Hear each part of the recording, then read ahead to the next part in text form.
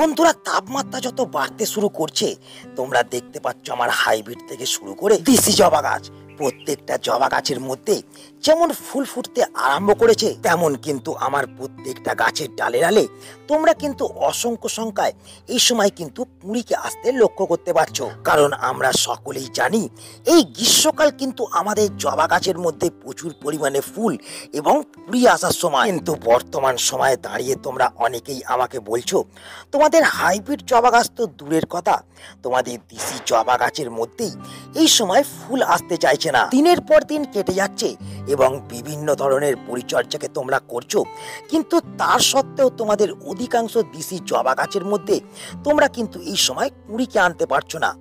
যদিও বা কিছু দেশি জবা গাছের মধ্যে দু একটি কুঁড়ি আসতে শুরু করছে, সেই কুঁড়িগুলিও কিন্তু হলুদ হয়ে গাছ থেকে ঝরে যাচ্ছে। তোমরা এই সময় কমেন্টে আমার কাছ থেকে জানতে চেয়েছো তোমাদের দেশি থেকে হাইব্রিড সমস্ত জবা গাছের মধ্যে তোমরা কিভাবে এই রকম প্রত্যেকটা ডালে ডালে কুঁড়িকে আনতে পারবে এবং কি করলে তোমরা গাছ থেকে কুঁড়ি ঝরাকে এই সময় বন্ধ করতে পারবে। তাই তোমরাও যদি চাও তোমাদের যে সমস্ত দেশি জবা গাছের মধ্যে এই সময় ফুল আসছে না বা কুঁড়িকে লক্ষ্য করতে পারছো না, সেই সমস্ত জবা গাছের মধ্যে মাত্র 7 দিনের ভেতর এইরকম ফুলকে আনতে, এবং তোমরা যদি চাও তোমাদের সমস্ত জবা গাছ থেকে এই কুঁড়ি ঝরে পড়া এবং পাতা হলুদ হয়ে যাওয়ার সমস্যাকে দূর করতে, তাহলে কিন্তু আজকের এই ভিডিওটাকে একটু স্কিপ না করে তোমাদের কিন্তু সম্পূর্ণ দেখতে হবে।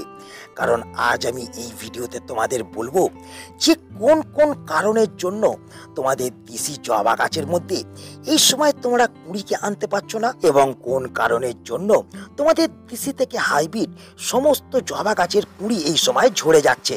এবং এর পাশাপাশি এই ভিডিওটা তোমরা সম্পূর্ণ দেখলে জানতে এবং বুঝতে পারবে যে কোন কোন কাজগুলিকে আমাদের করতে হবে এবং কোন কোন খাবারগুলিকে আমাদের জবা গাছের মধ্যে প্রয়োগ করতে হবে এই সব সমস্যার সমাধান পাওয়ার জন্য। তাই সকলকেই বলবো ভিডিওটাকে কিন্তু একটু স্কিপ না করে তোমরা কিন্তু সম্পূর্ণ দেখতে থাকো, এবং যারা নতুন বন্ধু চ্যানেলে প্রথম, অবশ্যই কিন্তু কার্তিক হর্টিকালচারকে সাবস্ক্রাইব করে পাশে থাকা বেল আইকনটা কিন্তু অলে প্রেস করে রাখো।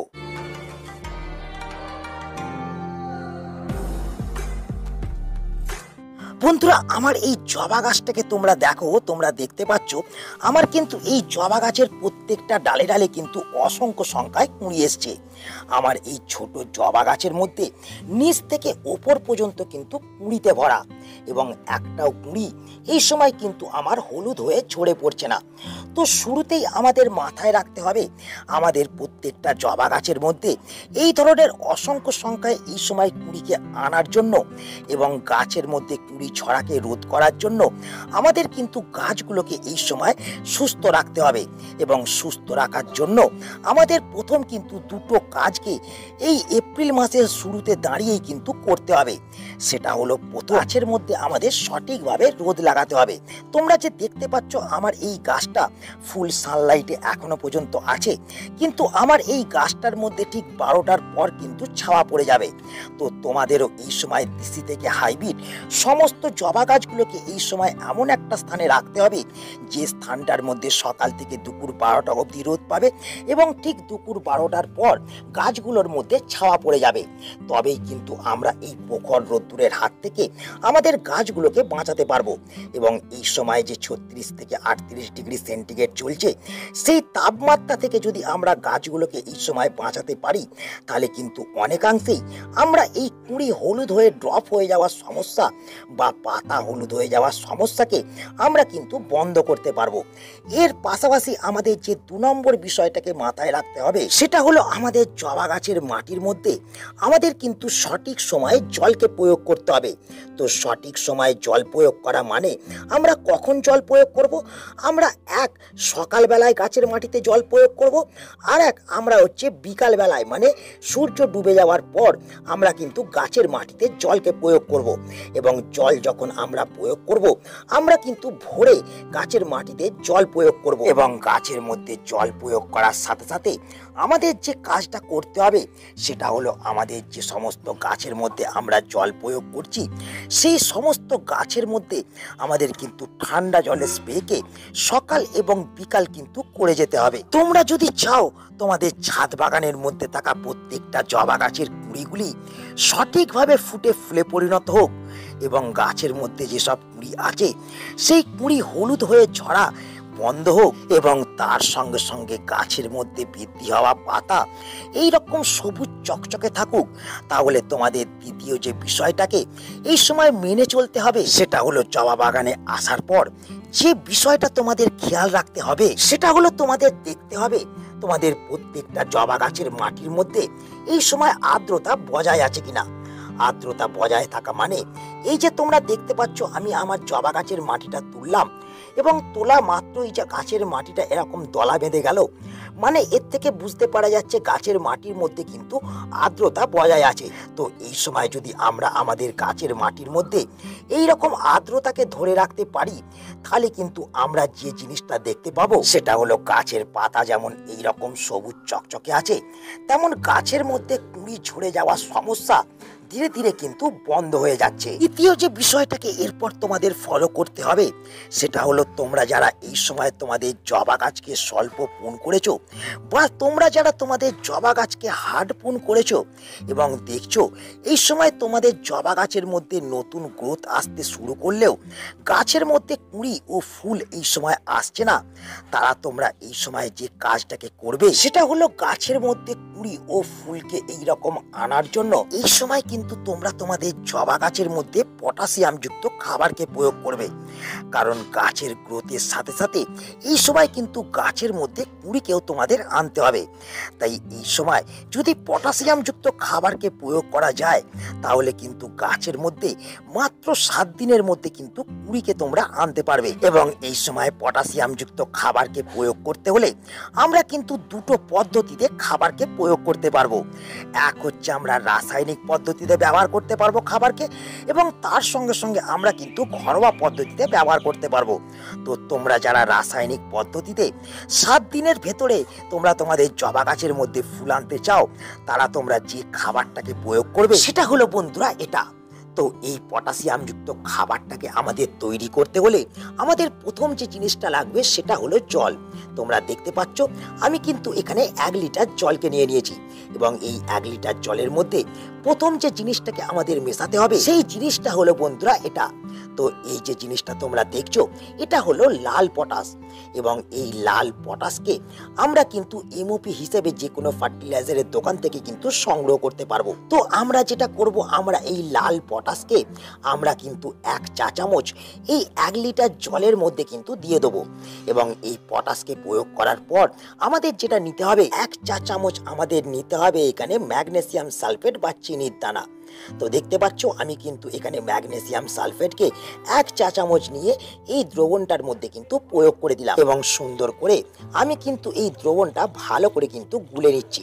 তো বন্ধুরা এই এমওপি বা লাল পটাশ সহজে কিন্তু জলের মধ্যে দ্রবীভূত হয় না, তাই আমরা বেশ কিছুক্ষণ ধরে প্রথম কিন্তু এই দ্রবণটাকে একটু গুলিয়ে নেব এবং যখন আমরা দেখব লাল পটাশটা সম্পূর্ণভাবে জলের সঙ্গে মিশে গেছে তখন যে জিনিসটাকে আমাদের এই দ্রবণটার সঙ্গে মেশাতে হবে সেটা হলো বন্ধুরা এই কফি।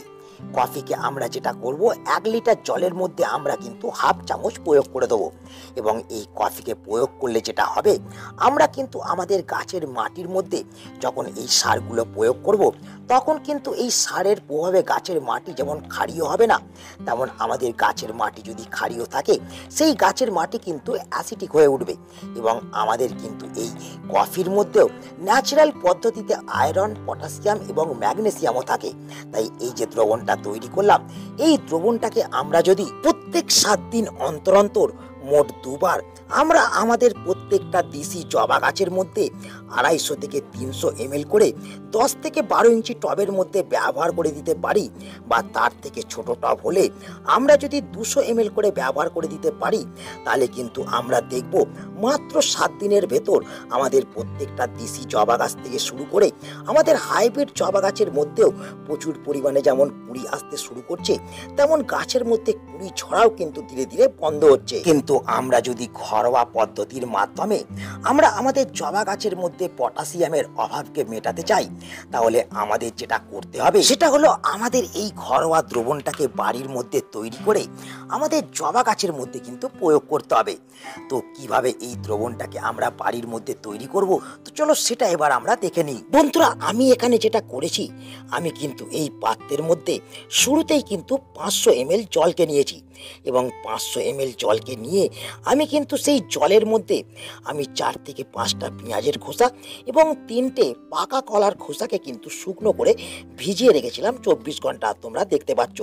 তো এই 24 ঘন্টা পরে কিন্তু আমি এই লালচে বর্ণের তরল দ্রবণটা কিন্তু তৈরি করে ফেলেছি, এবং আমি এই দ্রবণটাকে ব্যবহার করার জন্য এবার যেটা করব, এই দ্রবণটা থেকে এই উপকরণগুলোকে আমি কিন্তু সম্পূর্ণ কিন্তু তুলে নেব, এবং এই লিকুইড দ্রবণটাকে আমাদের ব্যবহার করার আগে আমাদের যেটা করতে হবে, আমাদের কিন্তু আরো 500 ml প্লেন জলকে মেশাতে হবে, এবং মিশিয়ে নেওয়ার পর আমরা কিন্তু এই দ্রবণটাকে 10 থেকে 12 ইঞ্চি টবের জন্য আমরা 250 ml ব্যবহার করব, এবং তার থেকে ছোট টবের জন্য আমরা কিন্তু 150 থেকে 200 ml পর্যন্ত ব্যবহার করব, প্রত্যেক সপ্তাহে একবার করে। শুধুমাত্র বন্ধুরা আমরা আমাদের জবা গাছের মধ্যে তরল দ্রবণকেই প্রয়োগ করতে পারবো সেটা কিন্তু একেবারেই নয়। আমরা যদি এই তরল দ্রবণকে প্রয়োগ করতে না চাই, তাহলে কিন্তু আমরা এই ডাস্ট খাবারটাকেও ব্যবহার করতে পারি। তো কিভাবে এই ডাস্ট খাবারটাকে তৈরি করতে হবে তোমাদের বন্ধুরা, শুরুতেই কিন্তু আমাদের এই 3টি উপকরণকে বাড়ি থেকে সংগ্রহ করে নিতে হবে। 1 পেঁয়াজের খোসাকে আমাদের নিতে হবে, 2 নম্বর আমাদের নিতে হবে আলুর খোসাকে, এবং 3 নম্বর আমাদের নিতে হবে শুকনো কলার খোসাকে। এবং বন্ধুরা, এই 3টি উপকরণকেই কিন্তু আমাদের রোদের মধ্যে ভালো করে কিন্তু শুকিয়ে নিতে হবে, এবং শুকিয়ে নেওয়ার পর আমাদের কিন্তু এই 3টি উপকরণকে মিক্সির মধ্যে দিয়ে গুঁড়ো করে নিতে হবে। এবং গুঁড়ো করে নেওয়ার পর আমরা আমাদের জবা গাছের মাটিটাকে এইরকম ভাবে একটু খুঁজে নেওয়ার পর আমরা যেটা করব, আমরা এই খাবারটা থেকে আমরা আমাদের হাতের 1 মুঠো খাবার নেব, নিয়ে আমরা প্রত্যেক 7 দিন অন্তর অন্তর মাটির চারিদিকে এইরকম ভাবে ছড়িয়ে দিয়ে আমরা কিন্তু জল দিয়ে দেব। এবং এই খাবারগুলো প্রয়োগ করলেই যেটা হবে, মাত্র 7 দিনের মধ্যে কিন্তু তোমাদের প্রত্যেকটা জবা গাছের মধ্যে কুঁড়ি আসতে কিন্তু শুরু করবে। কিন্তু কুঁড়ি আসলেই হবে না, সেই কুঁড়িগুলোকে কিন্তু আমাদের সঠিকভাবে ফুটিয়ে ফুলে পরিণত করতে হবে। তাই আমাদের যেটা করতে হবে, কুঁড়ি আসা মাত্রই সেই কুঁড়িগুলি যাতে ঝরে না পড়ে যায়, তার জন্য কিন্তু আমাদের আলাদা ব্যবস্থাপনা একটা গ্রহণ করতে হবে। এবং সেই ব্যবস্থাপনা গ্রহণ করার জন্য আমাদের যেটা করতে হবে, আমাদের গাছের মধ্যে কুঁড়ি আসা মাত্রই আমাদের কিন্তু এই বোরনকে গাছের মধ্যে প্রয়োগ করতে হবে।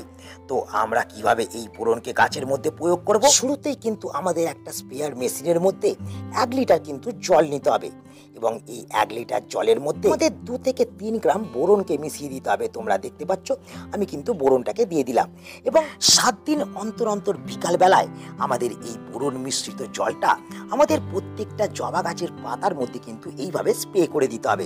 এবং এই ফলিয়া স্প্রেকে করলে যে বেনিফিটটাকে আমরা পাবো, সেটা হলো আমরা যেমন আমাদের জবা গাছের কুঁড়ি ঝরাকে বন্ধ করতে পারবো, তেমন প্রত্যেকটা কুঁড়িকে সঠিকভাবে কিন্তু ফুটিয়ে ফুলে পরিণত করতে পারবো। এবং তার সঙ্গে সঙ্গে জবা গাছের মধ্যে আমরা আরো অধিক পরিমাণে কিন্তু কুঁড়িকে আনতে পারবো।